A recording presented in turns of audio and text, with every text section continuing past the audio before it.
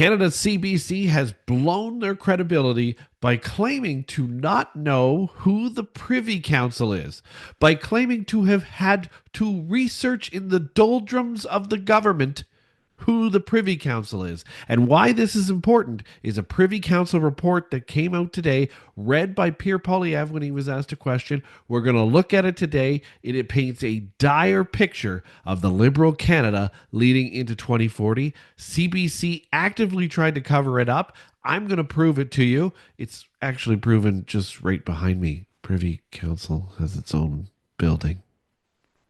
Let's go.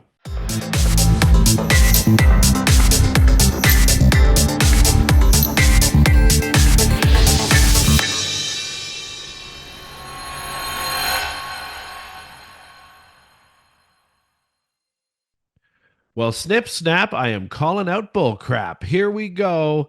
Fellow Canadians, brace yourselves. This is probably the worst of the election campaign so far. The Privy Council of Canada, the Privy Council office that reports directly to the Prime Minister, PCO for short if you want CBC, the central agency advising our Prime Minister, has released a report painting a dystopian picture of Canada by 2040 if current Liberal policies persist. Now, not only is this not making headlines, CBC actually tried to claim you wouldn't find this department.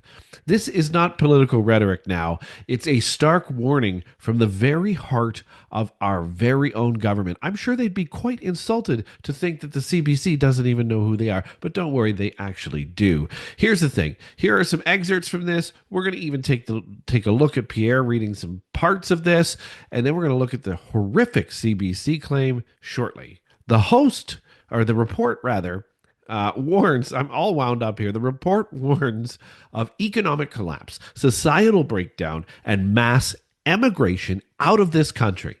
Imagine a Canada where citizens resort to illegal hunting for fish and game in our public waterways and parks.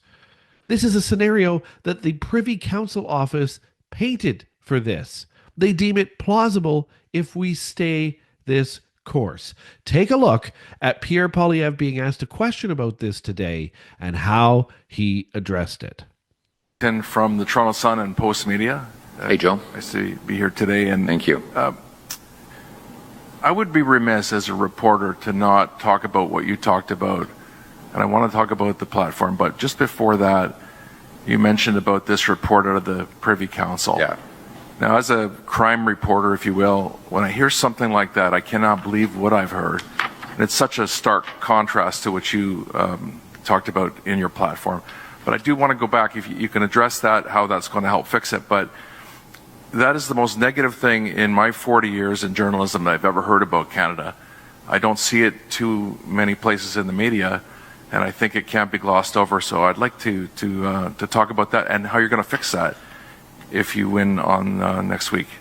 I think you're absolutely right. I am shocked that, this is not an interest group or an opinion columnist or even a think tank that has put out this report.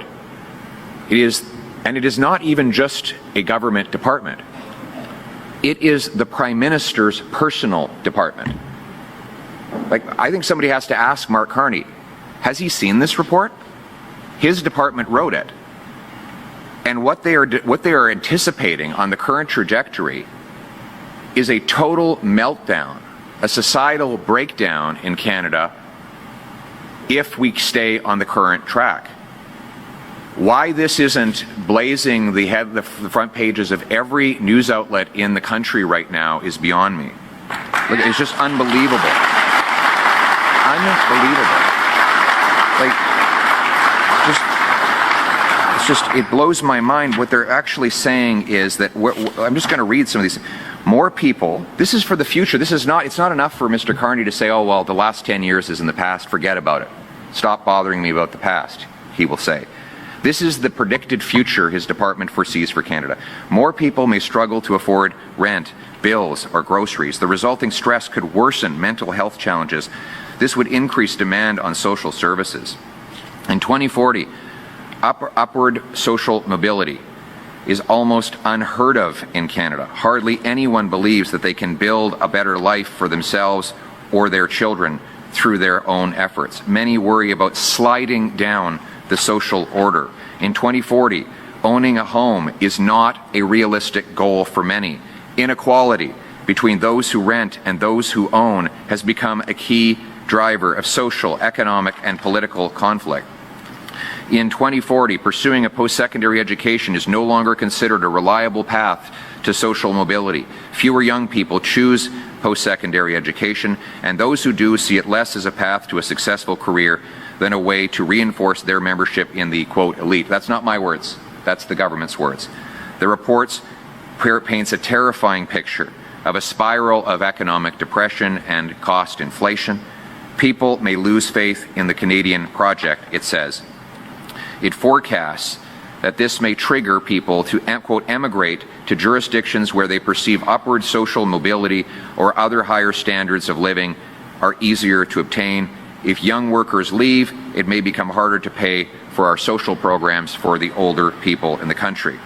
And then this last line, it staggers me, that because groceries are expected to become so expensive, according to Mr. Carney's top government department, people may start to hunt, fish, and forage on public lands and waterways. Like it is just hard to believe when you read these words that this is about Canada. This is exactly why I'm in politics, to reverse this, to give people back the promise of this country. And we know what to do. We know how to get there. We have to unleash a plan for change, a plan that will cut people's taxes so their hard work pays off, that will remove bureaucracy so we can build over 2 million homes, that will lock up the violent criminals, that will unleash our resources to generate a $500 billion of extra economic growth, that will fund schools and hospitals and opportunity for our people. That's what's at stake. That's what change means. As you can see there, Conservative leader Pierre Poilievre did not mince words, emphasizing that these aren't his predictions. These aren't his words, but those from the Liberal government's own advisory body, the Privy Council. Now, CBC, when we take a look at their clip, won't even mention that it's the Privy Council, because if they did, they'd know how ridiculous they look when they say the next part, which is that they didn't know who this office is. I keep harping on this because I got a ton to show you on this. Okay, but here's the thing. Let's take a look at the Privy Council. Well, that's a rather large building, isn't it? Anyway, we'll get to it. But what is the Privy Council office for those of you who are watching this that don't know? Because in some ways, the CBC is right. Most Canadians probably don't really know who the Privy Council is, but they're extremely important. It's the nonpartisan body that is designed to support the Prime Minister and the Prime Minister's cabinet, providing expert analysis on policy and governance while governing. Historically, the Privy Council's insights have actually been instrumental in shaping Canada's growth and trajectory. There are a ton of examples where the Privy Council has been in front of the Prime Minister, has been in front of the cabinet, giving advice. This is what they are designed to do. They are completely nonpartisan, and they are designed to say what we are doing is either right or wrong, or here's how we could change it if we need to. And this dire report is not written like the CBC will tell you it's written, okay? The CBC in this clip, and again, I'm wound up about this clip because it's ridiculous, will tell you that this is just a dramatic exaggeration. But consider that there are past examples of the Privy Council. Consider that MacDonald Commission of the 1980s, which laid the groundwork for the Canada-US Free Trade Agreement, the one Donald Trump's violating today, or the 2004 Securing an Open Society policy, which redefined our entire national security framework, all came from the Privy Council. These weren't mere suggestions. They were actual blueprints for Canadian action. This is the Privy Council. And what's key to this is it paints the most dire picture of Canada we have ever seen. And that is because of the liberal trajectory we are on over the last decade. But what's the media doing? Well, some media outlets, including the CBC, have completely attempted to downplay this report as nothing, suggesting that it's from a nothing department, something buried in the government where every once in a while they write an essay or a paper on things. That's not at all what this is. This is a huge disservice to Canadians, and I'm going to show you in a second what I'm talking about. The Privy Council's office role is pivotal. They have an entire building dedicated to them and the Prime Minister, and its warnings should not be dismissed lightly. There are signs on the front. Take a look at this. A sign on the front of the building that says Office of the Prime Minister and the Privy Council. How can you not know what this is, CBC? You are lying. You are lying. This office is in Ottawa. Have you seen this building? Well, guess what? That's the office of the Prime Minister and the Privy Council. That is an entire office dedicated to this. Canadians, take a look at CBC right now. Is an interesting one. Laura, what do you make of this? This was one of the 4 questions he took today at his platform launch. Joe Warmington, I think, from the Sun chain, asked the question. And it does paint this sort of apocalyptic hellscape that is a low probability outcome here. Yes, I mean, I and I'm sure many people have never heard of this area of government. We had to sort of look it up and read the fine print that it's not really a Government of Canada document. It's a predictive measure. I would venture to guess that the bureaucrats of Policy Horizons are not getting fired in Pierre Poilievre's Canada after today. But look, I think it's clearly over the top. But I think that the sentiments are valid that are part of this, right? I mean, you see things like, by 2040, no one will be able to afford a house and you have to have inherited wealth. Well, like, welcome to right now, right? I mean, when we're talking about the issues affecting people, particularly young people today, it actually is true, right? I mean, people cannot afford to live in this country right now. And maybe we won't be hunting and pillaging and foraging in 15 years for food, or maybe we will, but according to this document. But I think kind of some of the ideas, when you strip back some of the exaggerated language, I think are valid and sort of what the Conservatives are trying to capture with their policy platform today, right? Their costed platform, which is life is really expensive and there doesn't seem to be an out. And so these are our proposals for it. You know, whether it deserved to have all the attention drawn to it today, I think that's another question. But I think some of the points made probably strike a tone with a lot of voters, particularly young people. She literally says they had to do the research to dig up this office. Google Privy Council. Just do it right now. Pause this video and Google Privy Council of Canada. The very first listing that comes up is exactly what this council is from the Government of Canada's website. They did not have to do any research or any digging, and Caillou and his little minions there at CBC are really starting to piss me off, because this is now beyond election interference. This is internal, okay, domestic election interference at this point.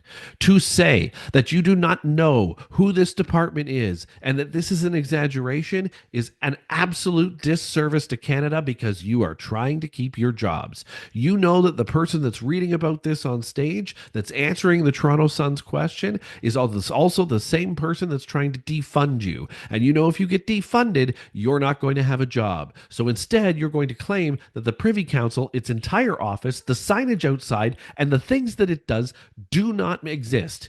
But that's bullshit, and you know it, CBC, and the rest of the media that is also pushing the liberal agenda knows it too. Canadians, the choice is truly ours. It's time to stop this madness. We can heed the warnings from our nation's top advisors, or we can go down the CBC road and bury it like dog poop because they want to keep their jobs. We can continue down a path that leads to uncertainty, or we can hold our leaders accountable and demand policies that secure a prosperous future for us all. You can choose to believe Caillou and his little minions on CBC, or you can actually vote for change. It is time to share this video. It is time to show how evident the Privy Council actually is, and that the media is trying to cover it up. And there is proof in that clip when you see everything I just showed you here today. Signage outside the building. The first Google result on who the Privy Council is directly from the Government of Canada. And yet this lady and this host on CBC have the audacity to insult Canadian intelligence, to say that this department is a buried department nobody knows about, to say that they had to dig and dig to find who this department is, and this means nothing, is direct domestic interference of this election. And they proved it today. Get out there and vote. Vote Conservative. The madness must stop. This is it. This is where we need to vote for Canada's future. Vote for your kids' future. Vote for your grandkids' future. The Privy Council office is real. It is very, very important, and they paint a very dire picture of our current trajectory with the Liberals. Vote. We'll catch you next time.